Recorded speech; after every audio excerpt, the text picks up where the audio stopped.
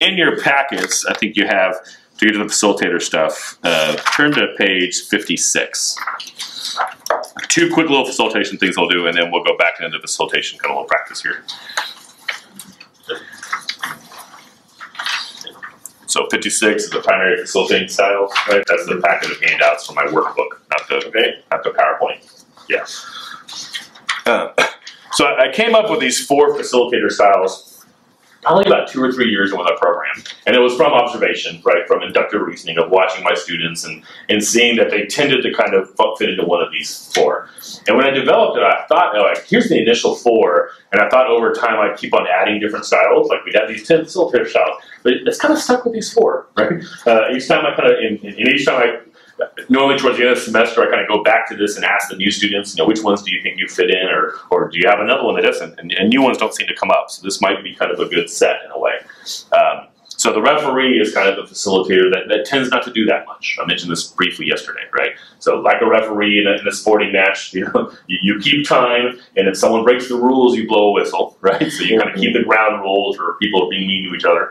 But other than that, you just kind of let them play the game. Right. The interviewer, some people are really good at asking questions. Right?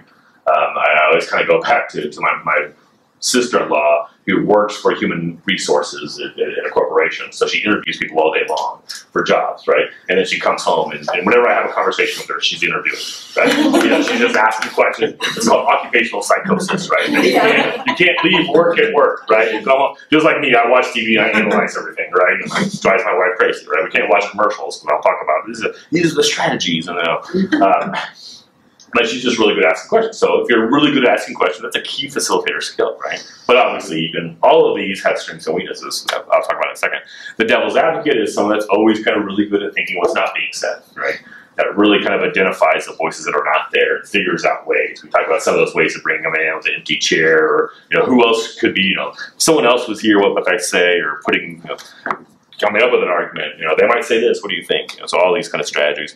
And then the weaver, which is probably my natural style, the weaver just is good at making connections between things, right? So it's always constantly kind of remembering and saying, you said this and you said this, or and that's how I've always been. I've always been head in the clouds of kind of seeing the connections between all these kind of things, right? Now, the question of which of these is best, as you imagine, depends. Right?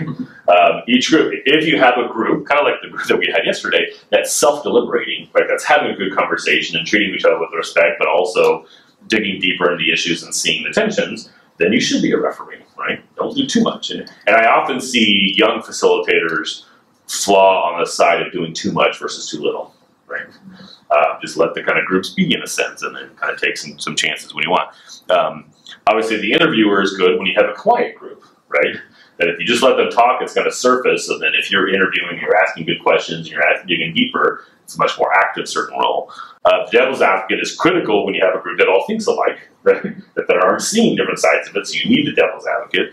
And then the weaver is good when people are kind of all individuals and not really kind of reacting to each other, so then the weaver can really kind of make those connections and how people think, right? So what I do with my training is, generally students seem to fall naturally into one of those, just how their personality is and how their mind works. But as you develop as a facilitator, you want to be able to be all 4, so that depending, again, on the purpose of the event and depending on the hand you've been dealt with the people in your group, you can adjust. Right? Another way of thinking about that, one of my 2 favorite facilitator students, they stayed with me for 3 years, there are actually a couple.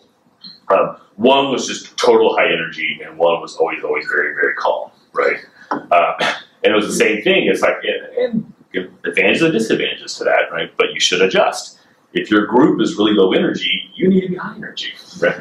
Especially when my students, it's funny, my students are so nervous about doing this in the community at the beginning, but then we do all these practice forums and classes with other students, and students are kind of the worst groups to facilitate sometimes, right? Yeah. Well, and part of it is they didn't pick the topic. I mean, they didn't leave their house to go talk about that, right? You're just making them talk about a topic. So then by the time we finally do it in the community and it's full of people that left to talk about that topic and are passionate about it, it's so nice, right? They're so nervous about people kind of being emotional, right? And then by the time we actually get in the community, like, thank God someone's emotional, right? That they want. Emotion is good, right? The lack of emotion is a much more difficult problem to facilitate with than too much emotion, right? Too much emotion is something you can mold and adjust and transform into productive conflict, right? I don't care about the topic. There's not much you can do with that. Right. So you have to regulate kind of your, and it's literally you regulate your rate of speech.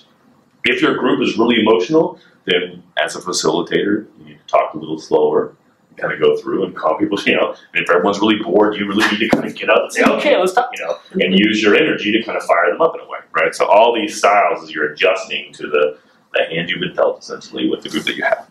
And when we do the practice forum, we'll do it all inside the circle now, just to kind of show you a little bit more what we would normally do, right? We'd be much more closer to each other, kind of talk more closer.